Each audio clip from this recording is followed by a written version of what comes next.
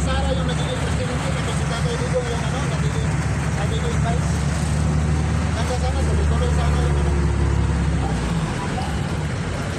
imagine yung mga doon ngayon sa Bicol. Iwan ko lang kung mayroon bang ayuda na nakatanggap yun. Wala. Si BP natin sa Congress, nagkabulatan. Sinuporta na si Tatay Digong, sinuporta na. Ako nga, si Tatay Digong, nakita ko nga sa tawag dito, mahawak mo kasi sinatanda na tatay. Sayang. Oo, diba sayang? Nandun na itong supporter ni Tatay Digong, sina Robin, si Bato. Oo, ay, kung alam pa lang ng mga alam pa lang ng dami sana. Oo. Galing din sa Davao. Oo. Nagtayuan sila ng Isipin mo, hinalungkat yung mga boba-boba, hindi pa pala mayor si Tatay Digong. Pinirek niya ni Sibelio III. Wala kami yan. Oo. Pinirek niya Alam nyo yung inaano talaga nila yung tungkol sa war on drugs. Inaano nila. Hindi yung mga pulis na sangkot na doon, hindi naman tinutulungan yung Tatay Digong eh. Hindi naman pero madami naman talaga yung police cap dati, di ba? Binabalita yung mga pulis sangkot sa protector. Dati naman talaga eh. Kaya, ganyan.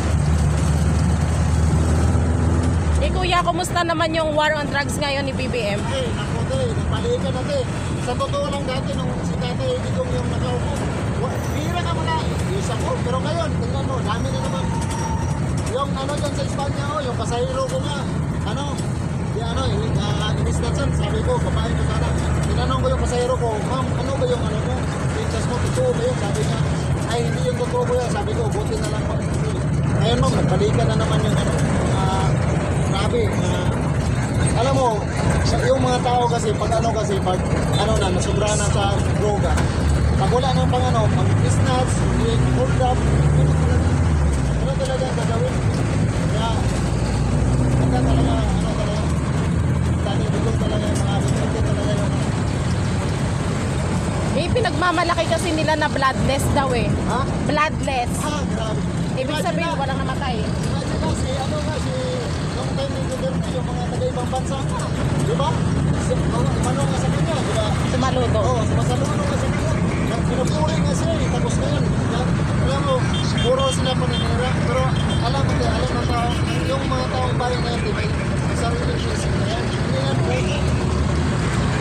Sariling isip. Makikita naman sa tao, ano yung nangyayari ngayon sa tao noon.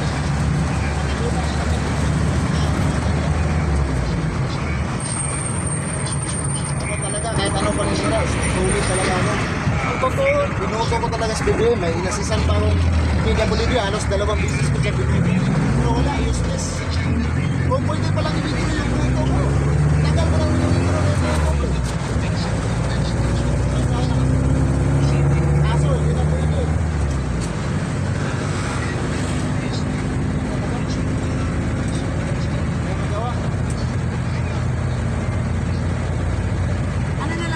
Final message mo kay Tatay Digong. Ano yung masasabi mo kay Tatay Digong? Sabi ko talaga sa Tatay Digong, sana bigyan pa siya ng mataas na buhay para naman matuloy yung niya, yung production. Tapos yung talaga, yung sana yun lang bigyan pa siya ng Kuya, idulo ko si Tatay Digong.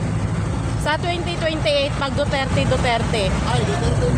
Yun nga sana ang sinasabi ko, ma'am, na dapat Duterte talaga eh. Sayang. Kung tumakbo pa sa Inday Sara, yung nagiging presidente, tapos si Tatay Digong yung nagiging vice, ano talaga? Sana nga yung Pilipinas. Well, wala na. Lalong.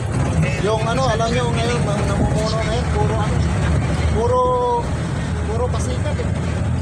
Puro salita, wala sa gawa. Akala ko ba sama-sama tayong babangon muli? Ako. Sama sa lalong lugpo.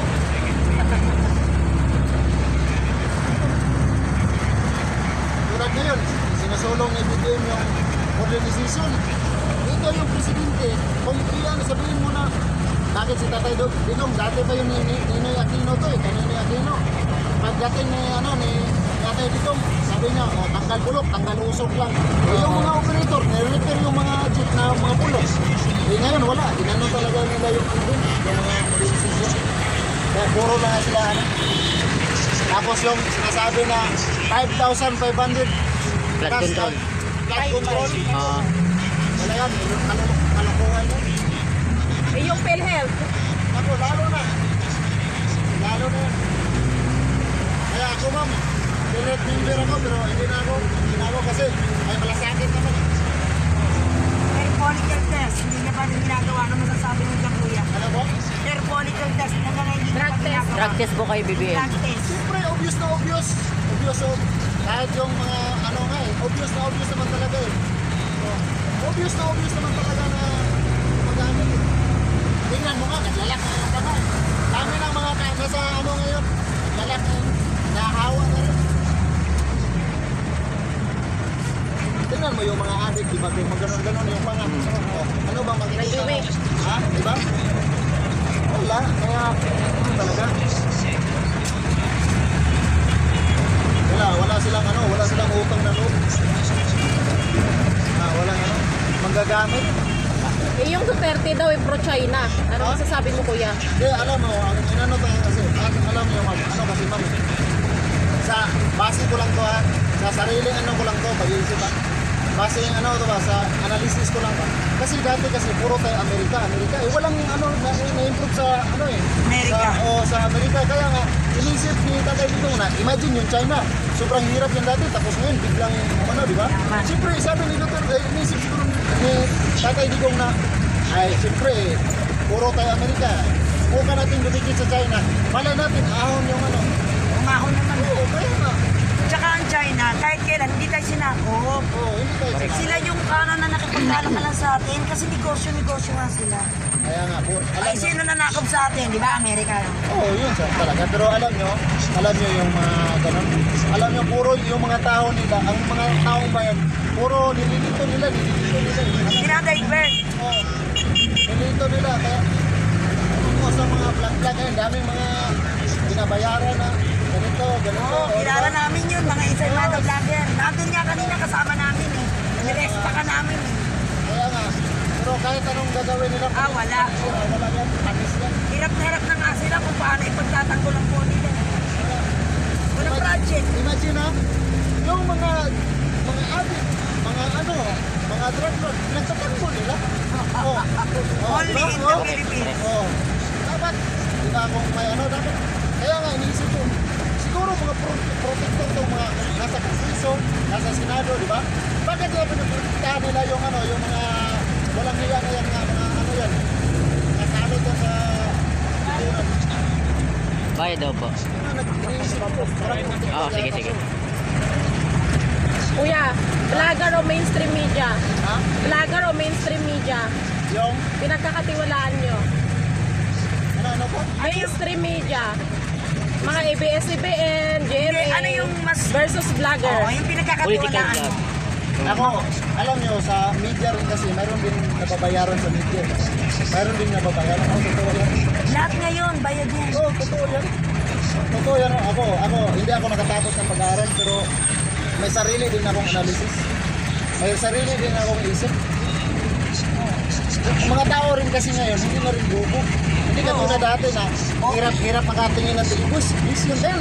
High-tech na tayo, may cellphone na eh. Tingin lang tayo sa ano. Busy na Tsaka tayo. pansinin mo, ang mainstream media hindi binabalita ang mga Duterte. Wala. Wala talaga. News Wala blackout. talaga. Oo, ganun talaga. Kasi daming mga daming galing sa ABS-CBN tapos lumipat sa GMA. Daming mga pero doon mo makikita sa ano yung PTV. Yung sa PTV po, government. sa Oo, government. doon mo makikita. Yung lahat na nagawa ni Tatay Digong. Doon mo makikita. Kasi government yun eh. Wala na sa PTV po ngayon. Ha? Wala na. Wala na ngayon. RTV Malacanang. Ay, yun. Siyempre, iba na Dati pinapanood ko PTV ko hindi Oo, yung dati araw-araw yan. pinapakita Pero yung ngayon wala na. pinapakita yung anong-ano. Ngayon nga, bilbil. Bulok na. Imagine na yung presidente na si BBM, pumunta sa ano, yung project ni, yung doon sa, Sorsogon. yung, hindi yung ano sa, Tangil. hindi yung bridge na ano. Tangil Bridge. Pangil. Oh, Tangil Bridge. bakit sa kanya ba yung project na yun? Hindi. Hindi. Pero sa kanya nakapangalan. Bakit sa kanya? Bagong Pilipinas. Siya nag-inaugurate. Inangkin niya. Ay, hindi pwede yan, hindi lang project yun yan. Bagong Bago nga bumaba, Pilipinas na eh. budgeted na Pero yan. mga ganyan, okay na yan kasi yun, project ng gobyerno yan eh. Kasi ano, ang ano kasi dyan, wala namang problema yan kasi yung pirang ginagamit yan, pira din natin yan eh. Ang problema nakapangalan sa kanya. Yan ang pangit. Oo. Ganun naman Ang talaga. pagnanakaw talaga, no? Yung ate ko, nasa Mindanao, pumunta daw si Martin Romaldez doon. Ang mga plastic, 3 kilong bigas, may pangalan na Martin Romaldez. Oh, yun. Tama ba yan? Nag-vlog na namin yun. Tama ba yan?